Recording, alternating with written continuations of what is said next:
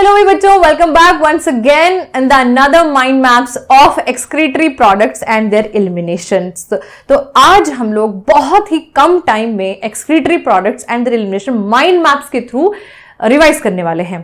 देखो, अगर हम लोग excretory products and their elimination की बात करें बेटा, इसमें से कितने क्वेश्चन आते हैं, तो हर साल कम से कम 2 क्वेश्चन जो है वो इससे देखे जाते हैं। That constitute about 8 marks from this chapter. ठीक है, तो चलिए स्टार्ट करते हैं बेटा। I myself consider it is the best way for revision. ठीक है, तो क्या करना है, आपने वीडियो देखते देखते जब भी आप एक पूरा माइंड मैप हमारा खत्म हो जाएगा, सो आपने इसको पॉज करके माइंड मैप बना लेना है, then move to the another mind map. Cool, ठीक है। अच्छा, जो लोग मुझे पहली बार देख रहे हैं बच्चों, my name is Meenakshi Sharma and I am NEET biology expert and welcome to M&M। अगर चैनल पे नए हो तो चैनल को सब्सक्राइब कर लेना, बिकॉज ऐसे ही माइंड मैप्स आपको सारे चैप्टर्स के यहां पे मिल जाएंगे। ठीक है, तो चलिए स्टार्ट करते हैं बेटा।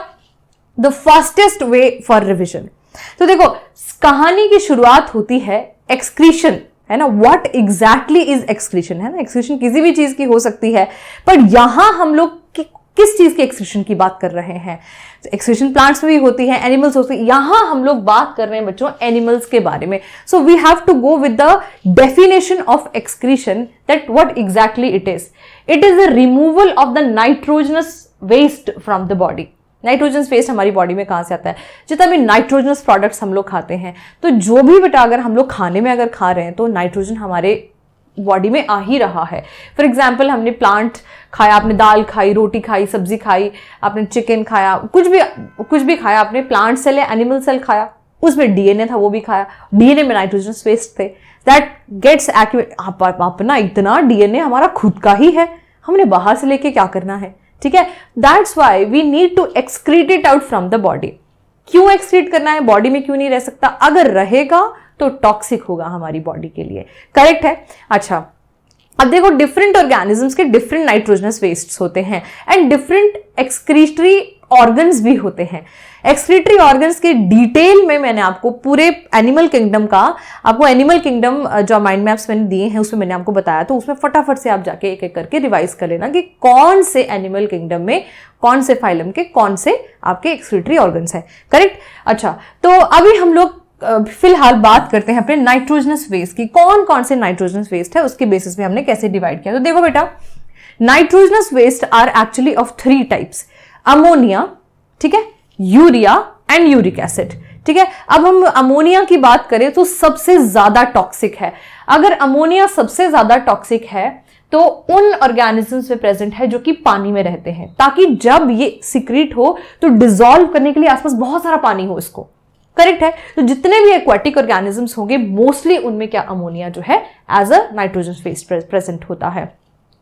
उन ऑर्गेनिजम्स को क्या कहते हैं जो अमोनिया सीक्रेट करते हैं? उनको कहते हैं हम अमोनोटेलिक ऑर्गेनिजम्स। करेक्ट है। अच्छा, आपको पेपर में क्या आता है बेटा? पेपर में आपके लिए इंपॉर्टेंट है इसके एग्जाम्पल्स।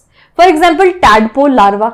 वैसे तो देखो, फ्रॉग जो है वो आपका यूरियोटेलिक है, लेकिन tadpole larva on the other hand is your ammonotelic. Correct. अच्छा, अमीबा है, हाइड्रा है, स्पॉन्जेस हैं एंड बोनी फिशेस। देखो, अगर आपको याद हो एनिमल किंगडम, तो हमने osteichthyes and cartilage fishes, chondrichthyes किए थे। तो osteichthyes all of them are ammonotelic. Correct है। ठीक है, तो आपके कार्टिलेज फिशेस कहां गए? Cartilage fishes are ureotelic.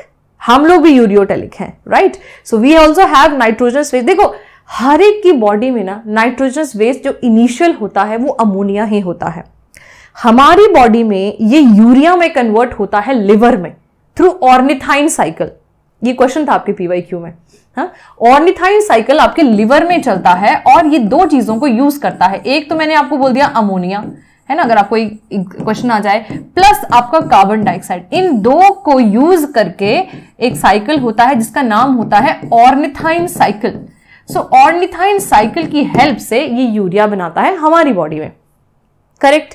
Toxicity की बात करें, it is moderately toxic, because जब तुम्हें प्यास लगती तुम जाओगे किचन में पानी पी लोगे, या बॉटल रखी है पानी पी लोगे, तो अवेलेबिलिटी है, लेकिन इतना भी ज्यादा कि हम पानी में ही तैर रहे हैं हर जगह, राइट। तो इसके एग्जाम्पल मैंने आपको बता दिए। Now last but not the least, इसको हम कहते हैं यूरिक एसिड, यूरिकोटेलिक ऑर्गेनिजम्स। इसको हम यूरियोटेलिक बोलते हैं, इसको हम यूरिकोटेलिक।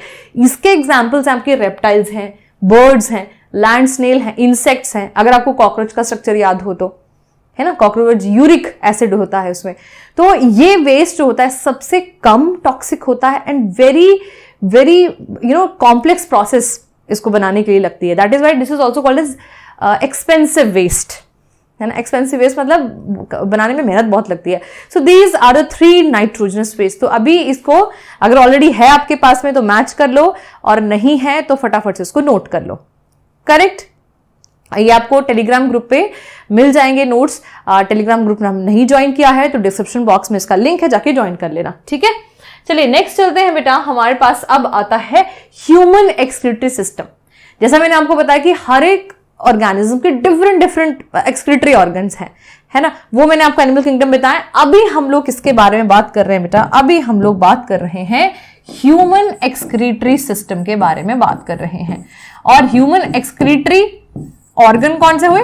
ऑर्गन है आपका किडनीज, है ना। ये तो जानते हैं ना सब लोग, हाँ। अच्छा, ग्रेट। सो अब यहां पे अगर हम लोग इस पिक्चर को देखें बेटा तो आप very much you can see that आपकी राइट किडनी, लेफ्ट किडनी है, दो तरफ प्रेजेंट है। एंड ये लोअर एब्डोमिनल में toward the back side present होती हैं।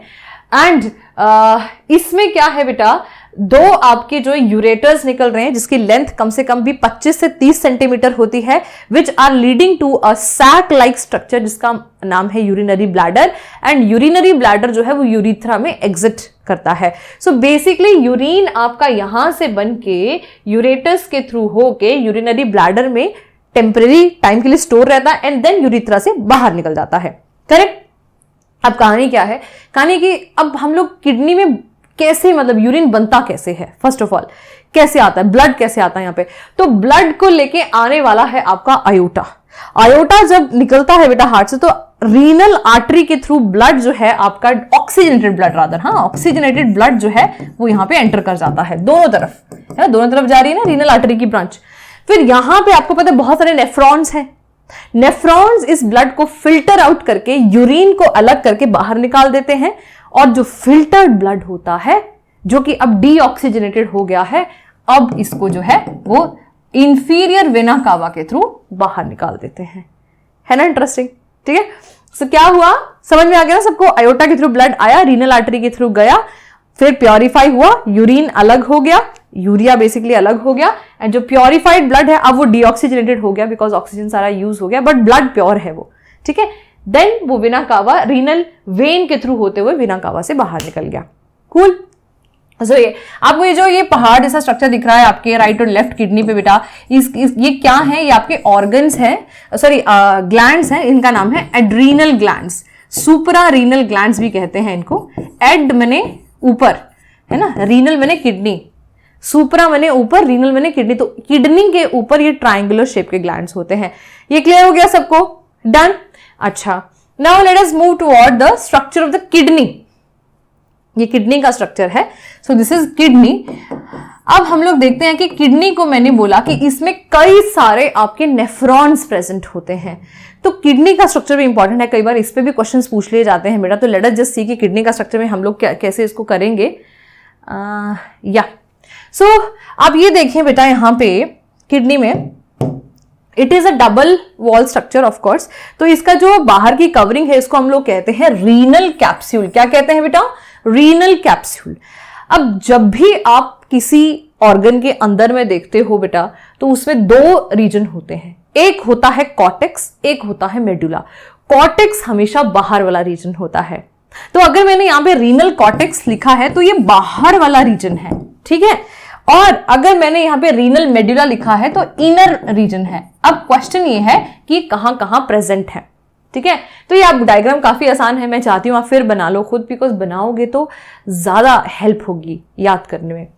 तो बेटा ये यहां पे जितना भी आपको ये पोर्शन दिख रहा है ना, ये खाली पे एक तो पिरामिड दिख रहे हैं आपको, ये पिरामिड है, ये पिरामिड है, ये तो ये आपका रीनल मेडुला है, इनर पार्ट है, ठीक है।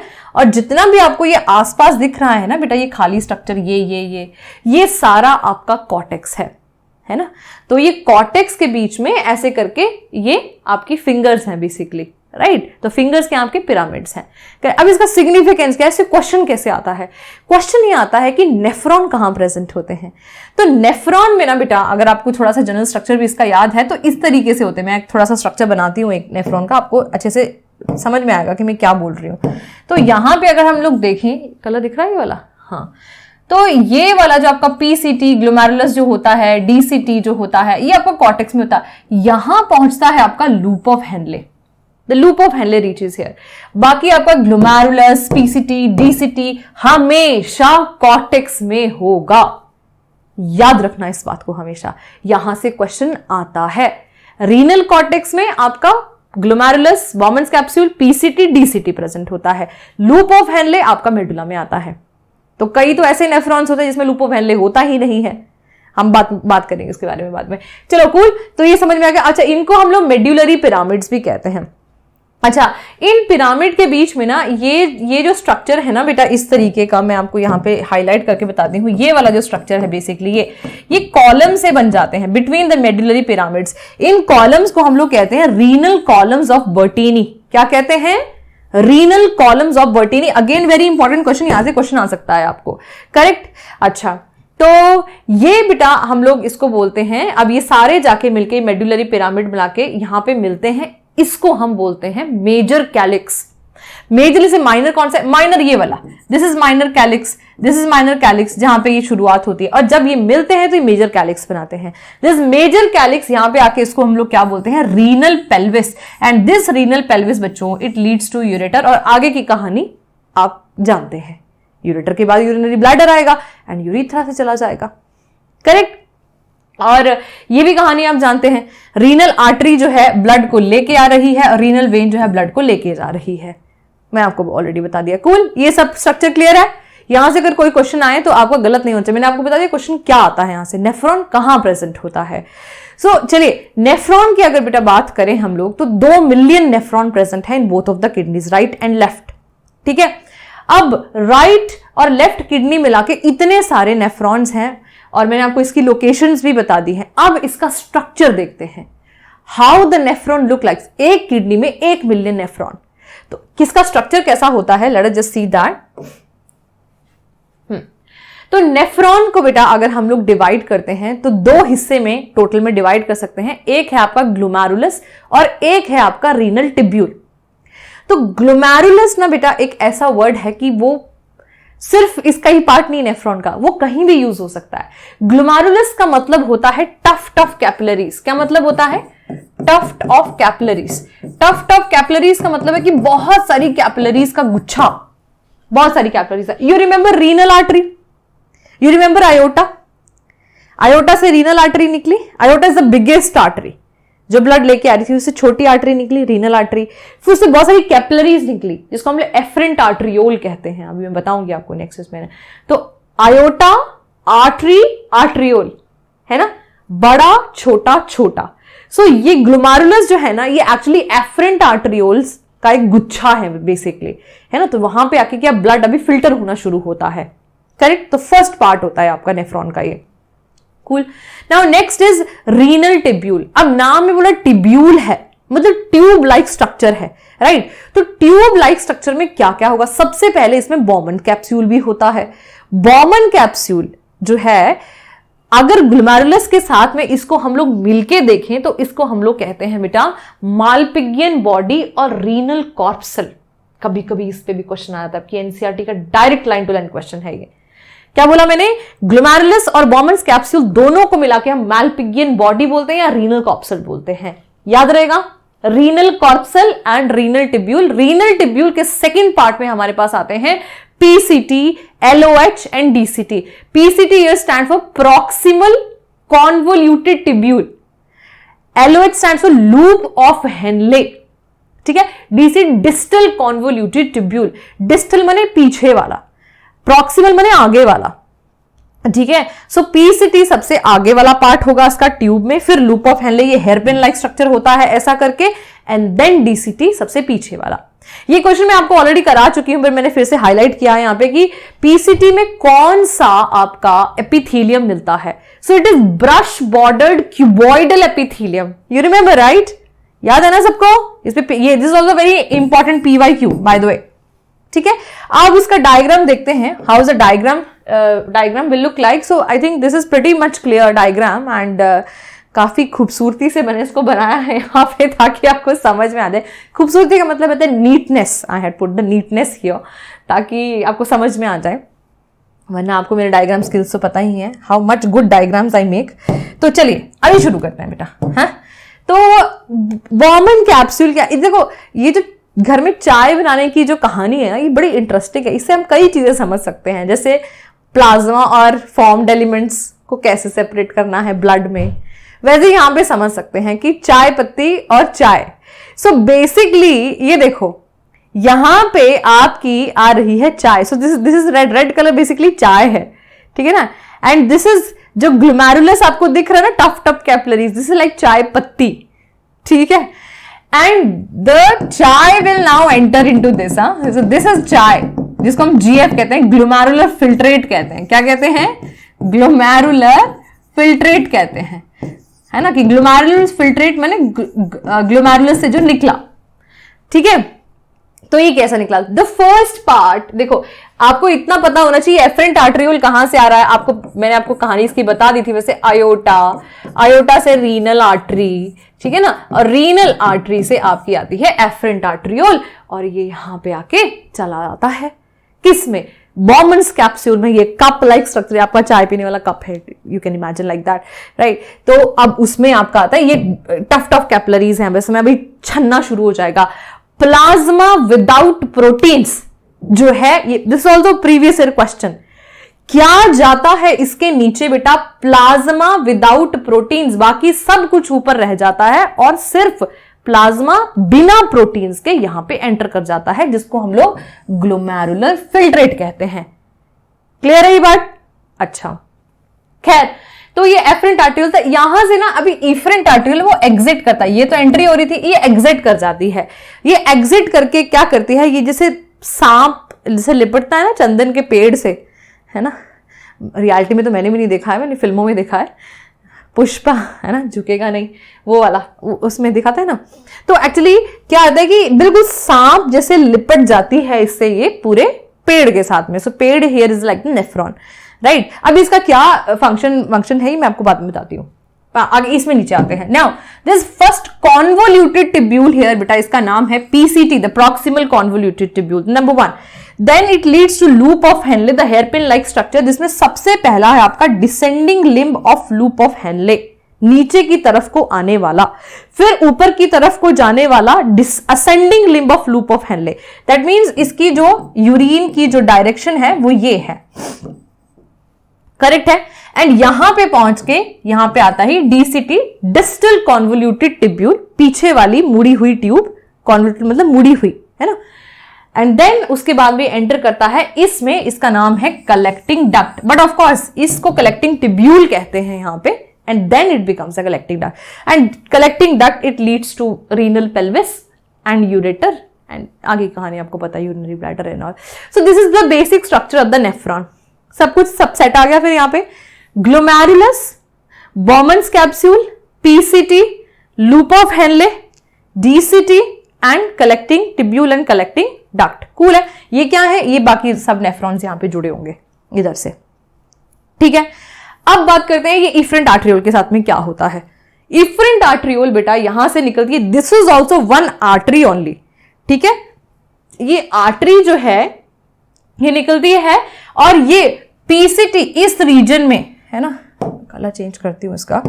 सपोज ये वाला जो रीजन है ना, ये वाला दिस रीजन है ना, इस रीजन में इनको हम लोग क्या कहते हैं? पेरिटिब्यूलर कैपिलरीज।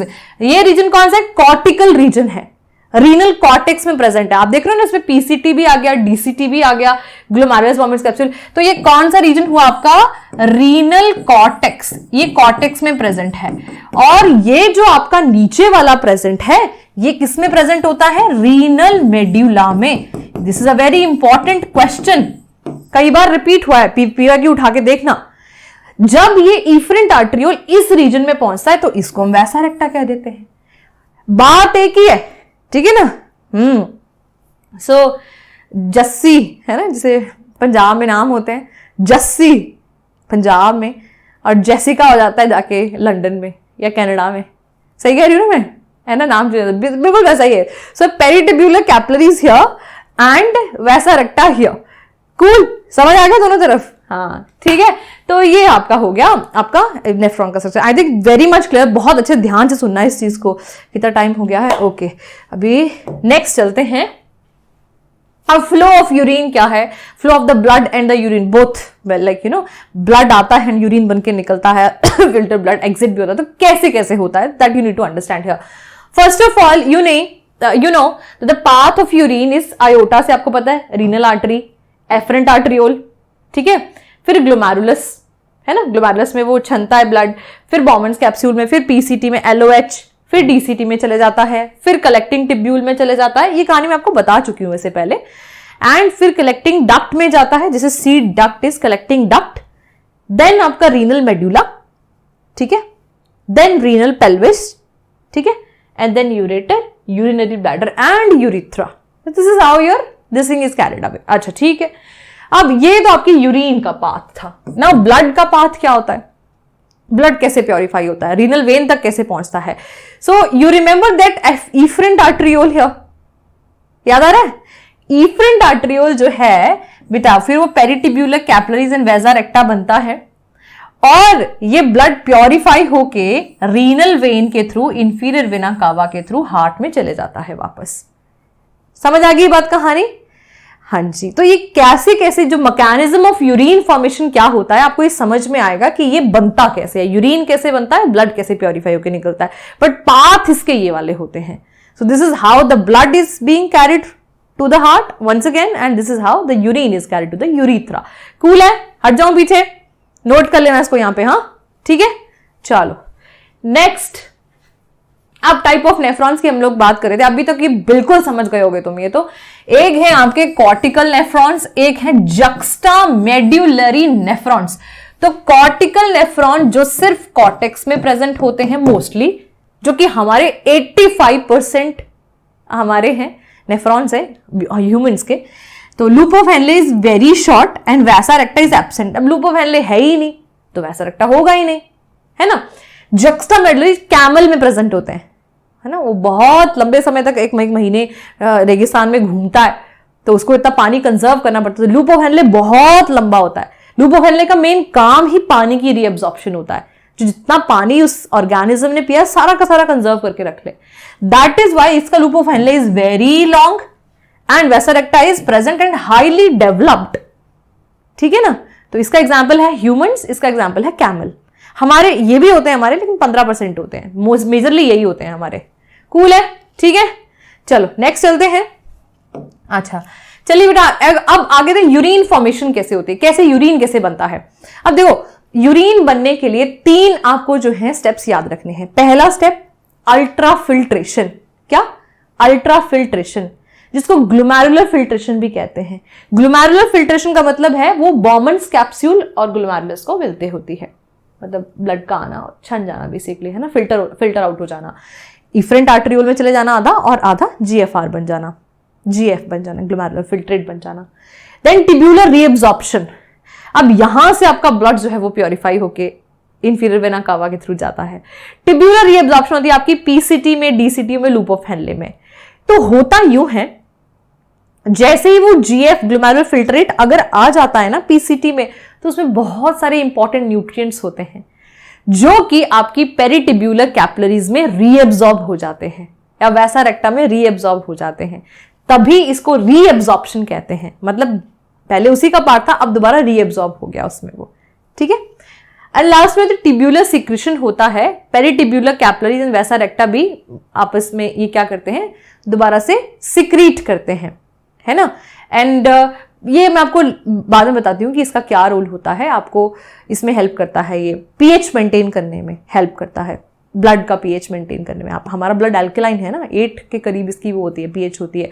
तो ज़्यादा कम हो गई तो एसिडिक हो जाएगा, और ज़्यादा कम कैसे हो सकती है, अगर H पॉजिटिव आयन ज़्यादा ही हो जाए तो दैट इज वाई मेंटेन करने के लिए टिब्यूल्स जो है वो सीक्रेट करते रहते हैं, चाहे वो पीसीटी डीसीटी हैं, चाहे वो आपके वैसा रेक्टा या पेरिटिब्यूलर कैपिलरीज या कलेक्टिंग डक्ट भी है, ठीक है, ये तीनों सीक्रेट करते रहते हैं। आप एनसीईआरटी में पढ़ोगे इस लेक्चर को लगाने के बाद तो आपको बहुत अच्छे से और भी समझ में आ जाएगा ये। चलिए एक एक करके डिस्कस करेंगे हम लोग। सबसे पहले बात करते हैं what is glomerular filtration, what exactly is it. तो देखो बेटा, ग्लोमेरुलर फिल्ट्रेशन की अगर हम लोग बात करो तो ये कहाँ होती है। पहले तो हाँ, ये इज वेरी इंपॉर्टेंट क्वेश्चन, ये आपका नीट में आया हुआ है। 1100 से 1200 ml of blood is filtered in kidney पर मिनट। Can you imagine? 1100 से 1200 जो ml ब्लड है वो फिल्टर आउट होते रहता है आपके पर मिनट आपके किडनी में, ठीक है। जो कि एक्चुअली क्वेश्चन ये था, है ना, क्वेश्चन एक्चुअली ये था, वो कितने equivalent to 1/5 of the blood pumped by each ventricle per minute, है ना। अब इसके लिए आपको स्ट्रोक वॉल्यूम निकालना आना चाहिए बेटा कि स्ट्रोक वॉल्यूम कैसे निकलता है आपका, तो आपको ये बहुत अच्छे से समझ में आ जाएगा। किस बच्चे को पता है मुझे कमेंट बॉक्स में लिख के बताना कि क्या है ये 1/5 of the blood pumped by each ventricle per minute.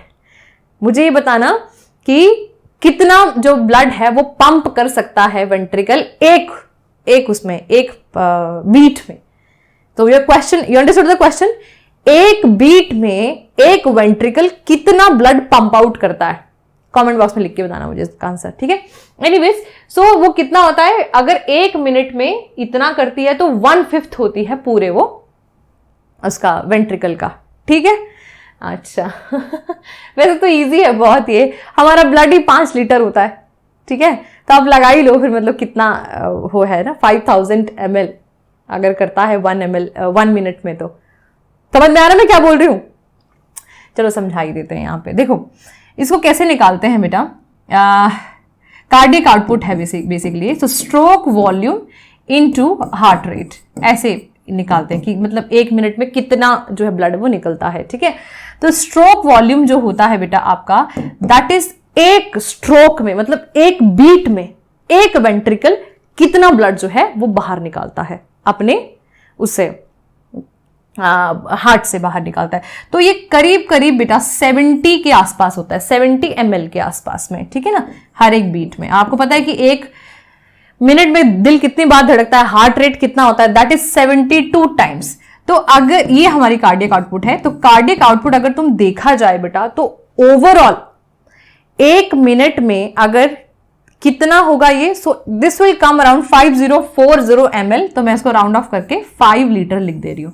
तो नाउ यू अंडरस्टूड, अगर किडनी इतना कर रही है 1 मिनट में, तो हार्ट जो है वो 5000 ml कर देता है। 5 लीटर का मतलब है 5000 ml कर देता है। तो उसका 1/5 हुआ कि नहीं हुआ? हो गया ना? तो बता ही दिया मैंने आंसर अब तभी, ठीक है। चलो anyways, so that is how you can calculate this. This was a question actually NEET, है ना, ये क्वेश्चन था नीट में। चलिए आगे चलते हैं। तो ग्लोमेरुलर फिल्ट्रेशन बेटा होती कैसे? There are 3 layers of filtration. पहली लेयर है आपकी endothelium of the glomerular blood vessels, सबसे पहली लेयर, ठीक है, जो अपने ग्लोमेरुलस की जो लेयर होती है अपनी। फिर बीच में बेसमेंट मेम्ब्रेन होती है, फिर उसके नीचे बॉमन कैप्सूल की एपिथीलियम होती है। तो एंडोथीलियम ऑफ द ग्लोमेरुलस, बीच में बेसमेंट और सबसे नीचे epithelium of the Bowman's capsule. तो इन तीनों लेयर से होके जो है वो निकलता है आपका ब्लड, फिल्टर आउट होता है, ठीक है ना। तो Bowman capsule contains podocytes also, जो कि ऑक्टोपस शेप्ड सेल्स होते हैं जिसमें स्लिट पोर्स होते हैं। ये बिल्कुल उसी तरह है कि मतलब छन्नी जैसे, है ना, यहाँ पे होगा, फिर आगे स्लिट मतलब छेद होगा, फिर आगे वो होगा पोडोसाइट होगा, फिर स्लिट होगा। तो ब्लड वहां से फिल्टर होता है बड़े अच्छे से, है ना। अच्छा हाँ, all constitute except proteins pass into the Bowman's capsule. तो plasma minus proteins are what is it? GF, the glomerular filtrate is equal to plasma minus proteins. Cool है, इतना समझ में आ गया सबको? हट जाती हूँ साइड में, तो ये नोट नहीं किया अगर किसी ने तो नोट कर लेना, ठीक है। नेक्स्ट क्वेश्चन आपका आता है टिब्यूलर रीअब्जॉर्प्शन पे।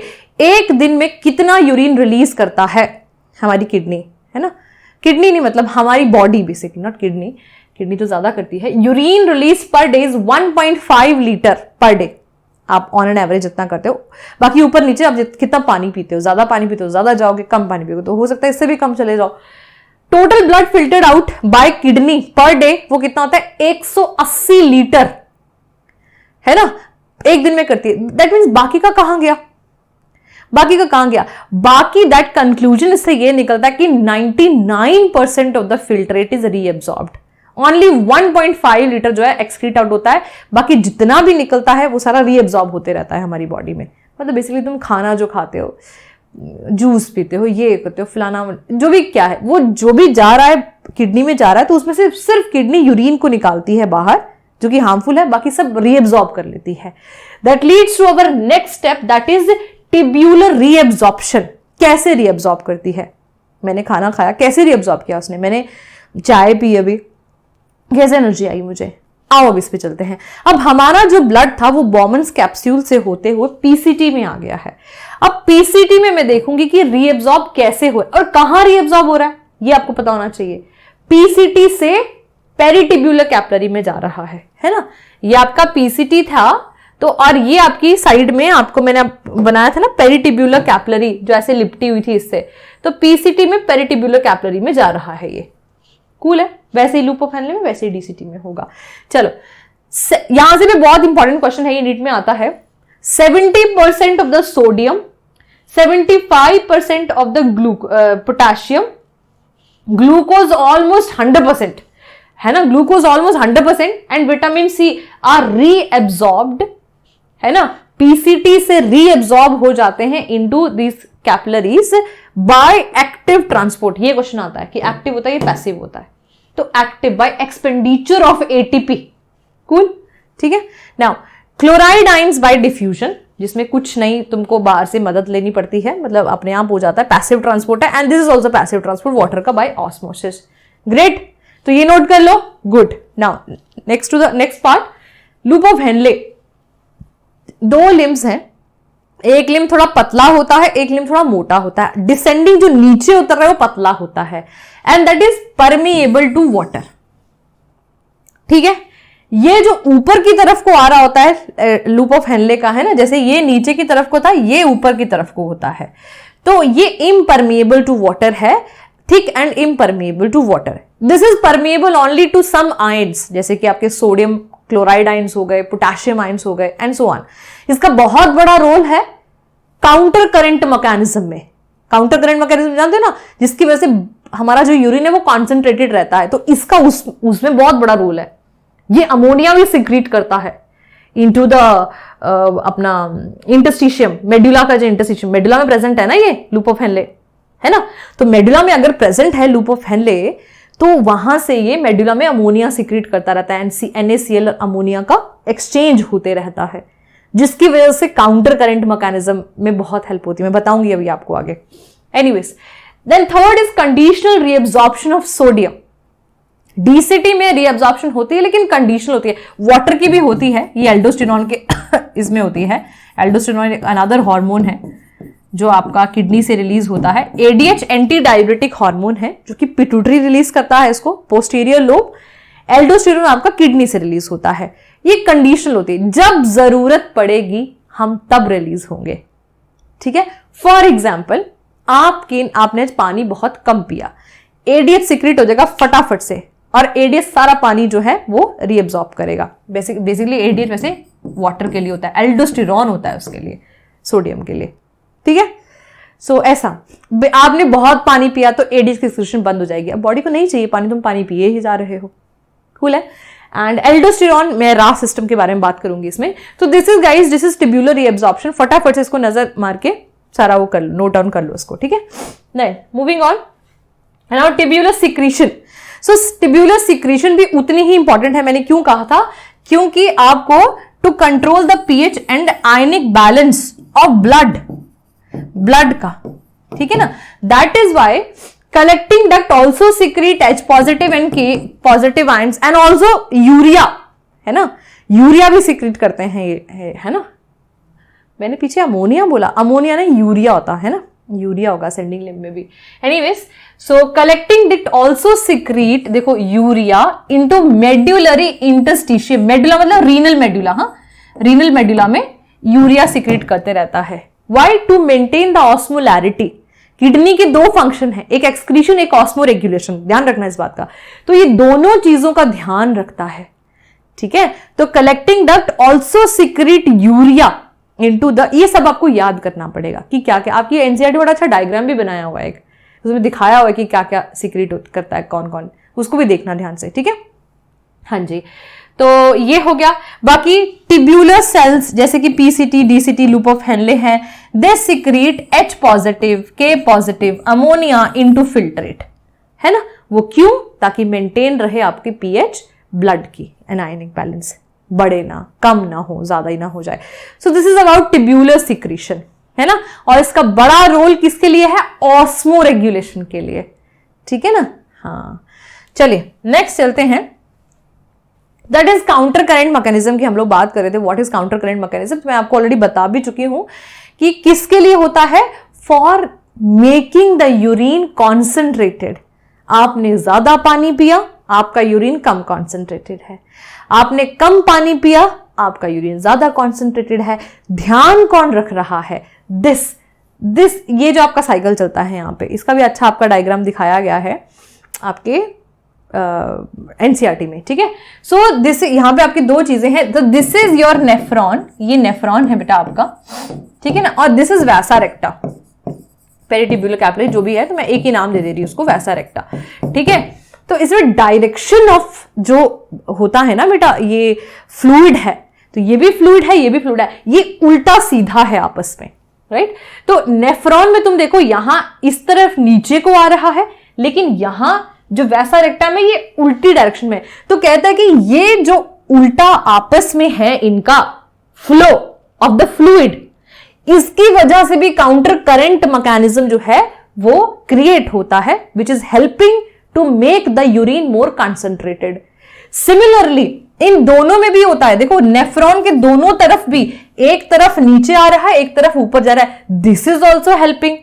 सेम गोज फॉर वैसा रेक्टा ऑल्सो, इसमें भी एक ऊपर और एक नीचे की तरफ को जा रहा है, लेकिन जब प्रेशर क्रिएट होता है बेसिकली, इस प्रेशर को क्रिएट होने से क्या होता है, एक्सचेंज, मैंने बताया था ना आपको, ये कलेक्टिंग डक्ट है, ये यूरिया रिलीज करती है, यहां है ना असेंडिंग लिम्ब इसको ले लेता है, ठीक है ना। फिर देन असेंडिंग लिम्ब इसको क्या करता है, NaCl और यूरिया का एक्सचेंज करते रहता है यहां पे, बिकॉज ये वैसे भी वाटर के लिए तो इम्परमिएबल था। तो इनके हेल्प से क्या होता है बेटा, यहां पे ये ऑस्मोलैरिटी जो है ये वेरी करते रहती है। जैसे आप यहां देख रहे हो, यहां पे 300 मिली ऑस्मोल, यहां पे 600, यहां सबसे मैक्सिमम है 1200, ठीक है, फिर 600, फिर 300, इट इज लाइक दैट। समझ रहे ना आप? हाँ, तो ब्लड जो है वो सबसे ज्यादा आपको क्वेश्चन क्या आ सकता है कि ब्लड सबसे ज्यादा कंसंट्रेटेड कहां होता है, तो इस पोर्शन पे होता है, 1200 मिली ऑस्मोल। कैसे कह सकते हो आप ये? क्योंकि देखो यहां पे आपका this is the descending limb of loop of Henley, यहां मैक्सिमम वाटर आपका यहां से निकल जाता है, ठीक है ना। तो यूरिन, ब्लड भी एंड यूरिन भी, the most concentrated form occurs at this point, यहां पे एकदम टिप पे जो प्रेजेंट होती है। देन उसके बाद में ऊपर कम होते चलेगा, देन 600, देन बिकॉज यहाँ पे ascending limb of loop of Henley आप देखो यहाँ पे एक्सक्रीट आउट करते जाता है ना, K positive, H positive ions and along with the urea and everything, and then it goes to 300 same. तो ये ऑस्मोलैरिटी बेसिकली मेंटेन करने के लिए है ना। तो मैं हट जा रही हूँ साइड में, तो इसको अच्छे से देखना, बहुत ज्यादा डिटेल में जाने की जरूरत नहीं है इसमें, इतना काफी है आपके लिए, ठीक है। चलिए नेक्स्ट चलते हैं आपका, now the RAS system, renin angiotensin aldosterone system. अभी क्या है, ये एक्टिवेट कब होता है, इस पे क्वेश्चन आता है आपका, ये बहुत ज्यादा बार पूछा जाना वाला क्वेश्चन है कि ये एक्टिवेट कब होता है। जब आपका ग्लोमेरुलर फिल्ट्रेट रेट GFR कम होता है, ब्लड प्रेशर कम होता है बॉडी में, NaCl कम होता है बॉडी में, तब आपका ये सिस्टम एक्टिवेट हो जाता है। ये प्रेजेंट कहां होता है, कैसे काम करता है, तो मैं आपको बेटा बताती हूं। ये इसके लिए आप जरूरी है आपको जानना juxta medullary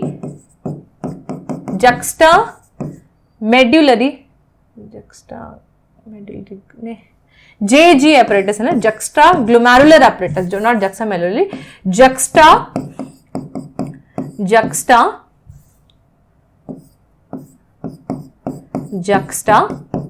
medullary juxta glomerular apparatus, दो चीजों को मिक्स होता है। अभी देखो एक्चुअली पता क्या है, मैं आपको बताती हूं। जक्स्टा मतलब क्या है, जंक्शन बेसिकली, है ना, जक्स्ट्रा ग्लोमेरुलर एपरेटस। तो एक्चुअली होता क्या है, मैं आपको इसका डायग्राम एक बना के दिखाती हूँ यहाँ पे, if it is allowing me, which it is not here, but anyways चलो मैं आपको बना के दिखाती हूँ इसका कि क्या होता है एक्चुअली। सो अगर सपोज ये आपका, हाँ ये आपका जो है वो बॉमन्स कैप्सूल है, ठीक है, बॉमन्स कैप्सूल, और this is PCT, so this is loop of Henley, फिर देन अगेन यहाँ पे आपका पहुंचता है ये यहाँ से होते हुए, दिस इज डीसीटी, है ना, इस तरीके से प्रेजेंट होता है। तो आपका जक्स्ट्रा ग्लोमेरुलर एपरेटस जो प्रेजेंट होता है ना बेटा, वो यहाँ पे प्रेजेंट होता है, ग्लोमेरुलस मतलब यहाँ पे, दिस इज ग्लोमेरुलस। तो ये आमने और सामने डीसीटी एंड जेजी ए, ये आमने सामने प्रेजेंट होते हैं, juxta glomerular apparatus DCT. Actually होता क्या है, अगर आप ये बोलो कि NaCl का उसको पता कैसे लगता है, तो बेसिकली डीसीटी में पता लगता है। डीसीटी में सेंसर्स लगे होते हैं जिसको मैक्यूला, मैक्यूला डेंसा कहते हैं जिसको, है ना, macula lutea, macula densa, macula densa कहते हैं, which is sensor. So DCT में ये NaCl की कंसंट्रेशन को देखते हैं कि अरे NaCl तो है यहाँ पे कम रीएब्जॉर्ब हो रहा है और ये तो बाहर ही चले जा रहा है, तो यहां से सेंसर इसको सिग्नल देता है जेजीए को, जो कि आपका ग्लोमेरुलस में फिट जेजी सेल्स होते हैं, जक्स्ट्रा ग्लोमेरुलर सेल्स होते हैं। जब ये इसको एक्टिवेट करते हैं, फिर ये कहानी यहां पे शुरू होती है। फिर आपका सिग्नल जाता है लिवर को, और लिवर आपका जो है वो सिक्रीट करता है एंजियोटेंसिनोजन। एंजियोटेंसिनोजन जो है वो इनएक्टिव एक एंजाइम है बेटा, जो एक्टिवेट कौन करेगा, किडनी का जक्स्ट्रा ग्लोमेरुलर एपरेटस रेनिन, ठीक है। तो रेनिन बेटा यहां पे आके क्या करता है, इसको कन्वर्ट करता है एंजियोटेंसिन 1 में। समझ में आ रहा है सबको, ये कहानी समझ में आई है सबने। NaCl का लेवल गिरा, रीएब्जॉर्प्शन का बहुत सारा वेस्ट हो रहा है बाहर, बॉडी में रीएब्जॉर्ब ही नहीं हो पा रहा, तो इसको सिग्नल गया, इसने बोला कि अरे इसको रोको, तो अभी क्या होगा, लीवर से पहले ये सिक्रीट हुआ पड़ा है, अब इसने फटाफट से रेनिन सिक्रीट किया, RENIN, स्पेलिंग का ध्यान रखना है, ठीक है। And then it is converted to angiotensin 1, लेकिन अभी वो इनएक्टिवेटेड है। अब ये एंजियोटेंसिन 1 जो एंजियोटेंसिन 2 में सिक्रीट होगा, कहां से, लंग्स एक एंजाइम सिक्रीट करेंगे जिसका नाम है angiotensin converting enzyme, ACE, full form लिख लेना खुद ही, ठीक है। अब ये एंजियोटेंसिन 2 जो है, नाउ दिस इज एक्टिवेटेड, अब ये अपना काम करेगा। पहला तो ये एल्डोस्टेरॉन रिलीज करेगा, ये और भी बहुत सारी चीजें करेगा। मैं हट जाती हूं साइड में, अब एक बार फिर से देख के समझ लो इसको। नाउ अब देखते हैं कि एंजियोटेंसिन 2 क्या करता है। एंजियोटेंसिन 2 जो है वो दो चीजें करेगा। नंबर 1, ये करेगा बेटा, सिग्नल देगा आपके पीसीटी को, क्या बोलेगा कि देखो यार NaCl जो है बॉडी से वेस्ट हो रहा है, तो पीसीटी तुम यार जो 70% अपना Na जो है रीएब्जॉर्ब कर रहे थे, तुम नहीं कर रहे हो, तो करो ना तुम उसको, reabsorb more NaCl in water. तो इसने किया, पहला काम डन, ठीक है, NaCl का लेवल अप होने पड़ेगा हमारी बॉडी में। दूसरा काम, एड्रिनल ग्लैंड को स्टिमुलेट करके एल्डोस्टेरॉन को रिलीज कराया। इसको पता है डीसीटी को पकड़ने के लिए एल्डोस्टेरॉन को पकड़ना पड़ेगा पहले, है ना, पापा को बनाने के लिए मम्मी को बनाना पड़ता है ना, तो दिस इज लाइक दिस। सो उसने क्या किया, एड्रिनल ग्लैंड से एल्डोस्टेरॉन को रिलीज करवाया। एल्डोस्टेरॉन ने जाके डीसीटी विच इज पापा, ठीक है ना, सो this is mummy, this is पापा, सो इसने बोला कि अरे देख यार सोडियम और वाटर की रीअब्जॉर्प्शन को बढ़ा दे यहां पे। मम्मी ने बोला, पापा ने कर दिया। समझ में आया? So this is PCT and DCT में conditional reabsorption, and as a result आपका सब जो है वो नॉर्मल होते चला जाएगा, बीपी भी बढ़ जाएगा, because it will also constrict the blood vessels, constrict the blood vessels, जिसकी वजह से आपका बीपी नॉर्मल हो जाएगा, ब्लड प्रेशर बढ़ेगा मतलब नॉर्मल होगा, ठीक है, and all the things will fall into place. Cool है, ठीक है। Now so that was RAS system which is very important one. इसके साथ में एक और क्वेश्चन आता है आपका ANFA, एट्रियल नाट्री यूरेटिक फैक्टर। तो एट्रियल मतलब एट्रियम, हार्ट के एट्रियल वॉल्स, ये सिक्रीट कहां से होता है, जैसे वो किडनी सिक्रीट करती है, ये हार्ट सिक्रीट करता है, हार्ट की एट्रियल वॉल सिक्रीट करती हैं। कैसे, जब आपका बीपी बड़ा है, NaCl बड़ा है, GFR बड़ा है, in a way it is antagonistic to बहुत सारे क्वेश्चन हैं इस पे, बहुत सारे। एंटागोनिस्टिक टू रेनिन या रास सिस्टम, ठीक है ना, याद रखना ये आपस में बिल्कुल उल्टे हैं, एक इधर जा रहा है एक इधर जा रहा है, करेक्ट है। अच्छा चलो, तो इसको जो है बेटा ये कैसे काम करता है, वेट, तो ये कैसे काम करता है, ये बिल्कुल उल्टा काम करता है। जब रेनिन सिक्रीट हो रहा होता है तो ये कभी सिक्रीट नहीं होगा, और जब ये सिक्रीट होगा तो रेनिन कभी सिक्रीट नहीं होगा, बिकॉज हमेशा ऊपर से कॉन्ट्राडिक्टरी एक दूसरे के साथ में, ठीक है, याद रखना इस बात को हमेशा। हाँ, अब हम लास्ट टॉपिक्स पे पहुंच गए हैं। लास्ट में आपका सेकंड या थर्ड लास्ट टॉपिक है मिक्चुरेशन। मिक्चुरेशन का मतलब है passing, act of passing urine, act of passing urine, है ना, पासिंग यूरिन, है ना, हिंदी बोलो सूसू करना basically. So how that thing is being carried out in our body biologically. तो बायोलॉजिकली समझने के लिए आपको ये डायग्राम समझना बहुत जरूरी है। कहता है ये यूरेटर्स हैं आपके, ये आपका यूरिनरी ब्लैडर है, ये तो पता ही चल ही रहा है देखने, और यूरिथ्रा है। लड़कों में it is the length is little longer, लड़कियों में इट इज बिट स्मॉलर।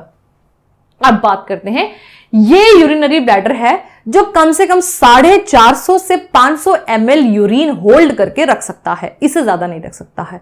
क्यों, मैं बताती हूं आपको।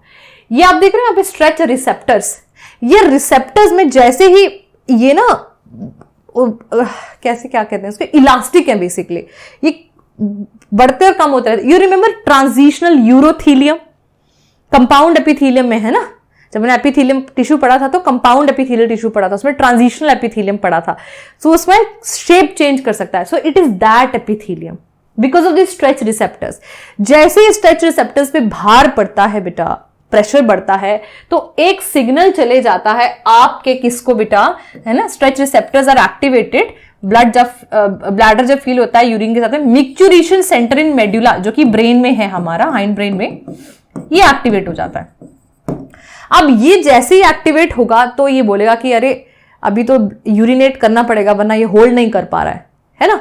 तो ये क्या करेगा, आपका पैरासिम्पैथेटिक नर्वस सिस्टम है, हम बात करेंगे जब नर्वस सिस्टम पढ़ेंगे इसके बारे में, उसको एक्टिवेट करता है, जिसकी मदद से आपका इनवॉलंटरी स्फिंक्टर जो है वो खुल जाता है, जो आपके बस में नहीं है, ठीक है ना।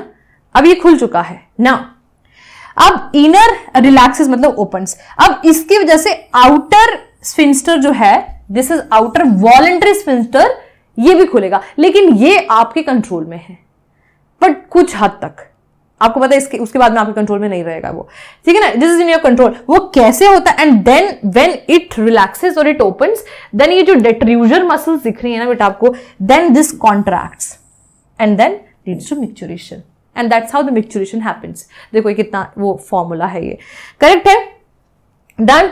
सो मैं हट जाती हूँ पीछे, आप जिसने नहीं लिखा है तो ये लिख लेना, ये बहुत ईजी है लर्न करने के लिए, काफी लंबे समय तक तुम याद रखोगे इसको। अब आता है renal failure, malfunctioning of the kidney. क्या हो अगर किडनी फेल हो जाए, तो देखो एक किडनी पे सर्वाइव करना इज इजी, मतलब नॉट वेरी इजी, बट हाँ the person can survive on one kidney. Problem तब आती है जब दोनों किडनी फेल हो गई। आपके पास दो तरीके हैं, पहला हेमोडायलिसिस और दूसरा kidney transplantation. Hemodialysis is a temporary method जिसको हम आर्टिफिशियल किडनी भी कहते हैं।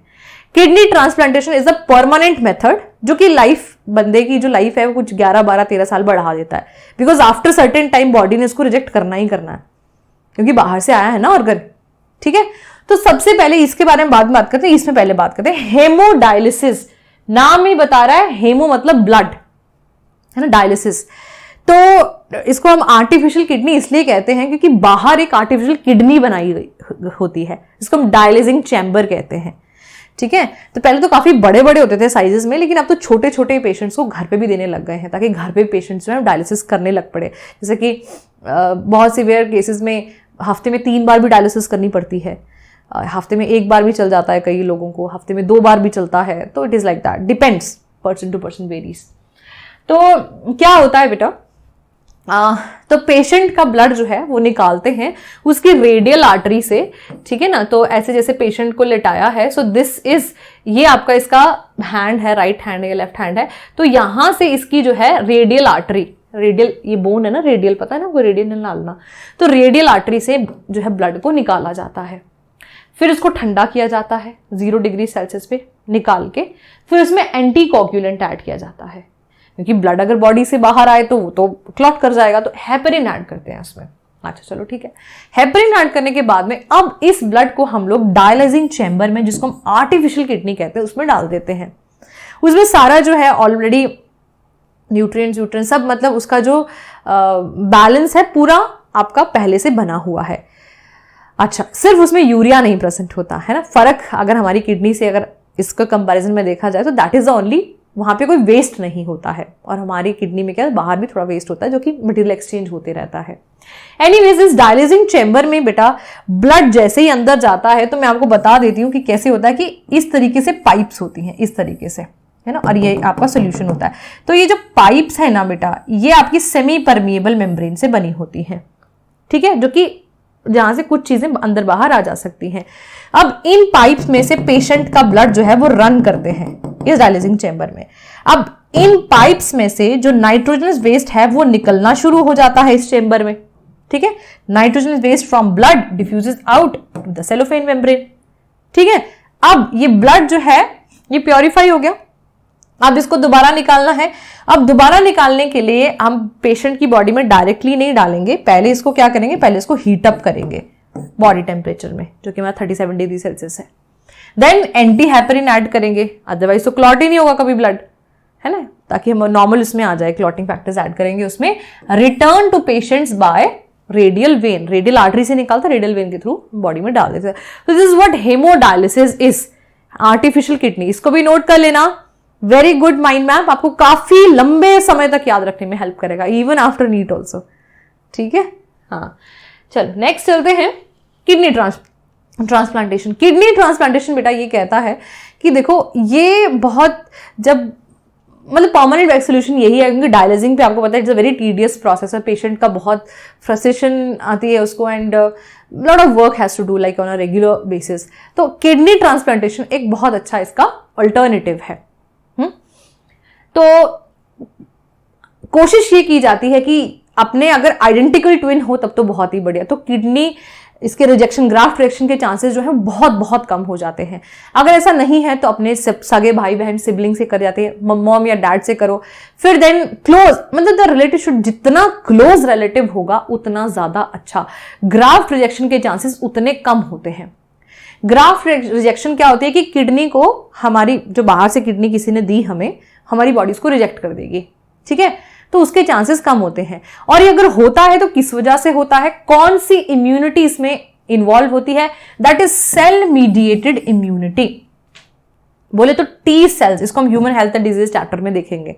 दो तरह की इम्यूनिटी होती है, एक ह्यूमोरल इम्यूनिटी, एक सेल मीडिएटेड इम्यूनिटी। ये इम्यूनिटी हमें टी सेल्स प्रोवाइड करते हैं। तो इस वजह से ग्राफ्ट रिजेक्शन जो है वो इजीली, पेशेंट को क्या है कि जब किसी की ट्रांसप्लांटेशन कहते हैं उसको इम्यूनो सप्रेसेंट दिए जाते हैं, जिसका सबसे अच्छा एग्जांपल है साइक्लोस्पोरिन, है ना। साइक्लोस्पोरिन ये जब किडनी पेशेंट्स को दिया जाता है तो ये इम्यूनो सप्रेसेंट है, ताकि इम्यून सिस्टम हमारा थोड़े टाइम के लिए कम काम करे। ये आपका माइक्रोब्स इन ह्यूमन वेलफेयर में है ये टॉपिक, ठीक है। अच्छा, so last but not the least, वैसे तो अभी चैप्टर खत्म हो चुका था, लेकिन मेरे को लगा कि बहुत ही छोटा टॉपिक है, लेकिन still I should discuss it with you कि व्हाट एग्जैक्टली इज यूरिन, क्या पीएच होता है, कैसे है। सो this is pale yellow in colour because of the urochrome, और यूरोक्रोम एक पिगमेंट है जो कि आपको पता है बिलीवर्डिन, बिलीरुबिन की वजह से आता है, ठीक है। तो 25 से 30 gram urea per day release होता है हमारी बॉडी से। अगर ज्यादा हो जाए then it is a problem, जिसको हम यूरीमिया कहते हैं, है ना। एंड पीएच होती है इसके 6.0, स्लाइटली एसिडिक, ठीक है। तो अब कहता है कि इसका यूरिन के एनालिसिस से आपने देखा होगा कि कई ज्यादा टेस्ट डॉक्टर लोग करते हैं, तो ये बीमारियां देखने के लिए करते हैं कि क्या क्या बीमारी हो सकती है। फॉर एग्जाम्पल हिमैट यूरिया, ब्लड में अगर यूरिन आने लग जाए, ठीक है, मैंने उल्टा बोला ना, यूरिन में ब्लड आने लग जाए, सॉरी अबाउट दैट, यूरिन में ब्लड आने लग जाए तो, है ना, that is a problem, there is some abnormality. Glycosuria, glucose आने लग जाए ज्यादा, है ना, डायबिटीज मेलाइटिस का है। ग्लूकोज यूरिया, ग्लाइकोज यूरिया या glucosuria and ketonuria, ये दोनों ही अगर किसी पर्सन को हो जाए तो एक बीमारी कंफर्म होती है, दैट इज डायबिटीज मेलाइटिस, जिसको हम शुगर कहते हैं, शुगर का लेवल बढ़ गया है। कीटोन बॉडीज इसलिए उसकी बॉडी में ज्यादा निकल के आ रही है बिकॉज ग्लूकोज इतना अवेलेबल नहीं हो रहा बॉडी में, लेवल बढ़ चुका है उसका, या कुछ भी है, आपकी लीवर उसको स्टोर नहीं कर पा रहा है ग्लूकोज को, तो इसलिए फैट बॉडीज जो है वो आपका जो फैट है, नॉट फैट बॉडीज, फैट जो है वो आपका ब्रेक डाउन होना शुरू हो जाता है। और जब फैट ब्रेक डाउन होता है तो कीटोन रिलीज करता है। तो ये आपको बताता है कि कुछ तो गड़बड़ है, दैट इज इस पेशेंट को डायबिटीज मेलाइटिस हो सकता है, शुगर हाइपरग्लाइसीमिया जिसको हम बोलते हैं। 10 यूरेमिया, ये मैंने आपको बता दिया, यूरिया की कंसंट्रेशन बढ़ जाना, कितने, इससे बढ़ जाना ऊपर। देन नेफ्राइटिस कहते हैं इन्फ्लेमेशन ऑफ किडनी। अब ग्लोमेरुलोनेफ्राइटिस कहते हैं तो इन्फ्लेमेशन ऑफ ग्लोमेरुलस कह देते हैं, तो मतलब आइटिस वर्ड किसी के भी पीछे लग जाता है, मतलब इन्फ्लेमेशन काइंड ऑफ, ठीक है। सो that is it for this chapter. और इस चैप्टर को आप अच्छे से रिवाइज कर लेना। मैं आपको फिर बता देती हूँ बेटा, ये जो चैप्टर है एक्चुअली बहुत ही छोटा चैप्टर है, इंटरेस्टिंग भी बहुत है, इजी देखने में लगता है, लेकिन क्वेश्चन थोड़े ट्रिकी आते हैं इस पे। तो इसको सॉल्व करने के लिए ये माइंड मैप्स पढ़ के, अभी आपके पास समय है, आप एनसीईआरटी एक बार जरूर पढ़ना, ठीक है। तो उसमें एक दो चीजें अगर छूटी भी होंगी इधर उधर, है ना, तो जो कि इतनी ज्यादा इंपॉर्टेंट नहीं है, लेकिन स्टिल यू डोंट नो, है ना, because you are going to give needs, you can not leave even a single thing, तो that also you read from there. And बाकी these mind maps are very good for you to remember, कुछ भी important part इसमें से छूटा नहीं है। आप एनसीईआरटी पढ़ना इसके बाद में, एंड उसके बाद क्वेश्चंस लगाना अपने PYQ लास्ट 15 ईयर्स के, every question would be solve, that is my promise to you. So that's it for today, thank you so much. And video को लाइक जरूर करते जाना जाते जाते, और चैनल पे नए हो तो सब्सक्राइब जरूर करना और शेयर जरूर करना बेटा इसको, क्योंकि आप देख ही रहे हैं, अगर आपने एंड तक यहाँ तक पहुंचे हो तो आपको पता चल गया होगा द काइंड ऑफ कंटेंट जो आपको मिल रहा है, which is very very good for your NEET exam. तो उसको शेयर जरूर करना जितने ज़्यादा लोगों के साथ कर सको। एंड मैं मिलूंगी आपको नेक्स्ट वीडियो में नेक्स्ट माइंड मैप्स के साथ में। तो थैंक यू वेरी मच बच्चों, ऑल द बेस्ट।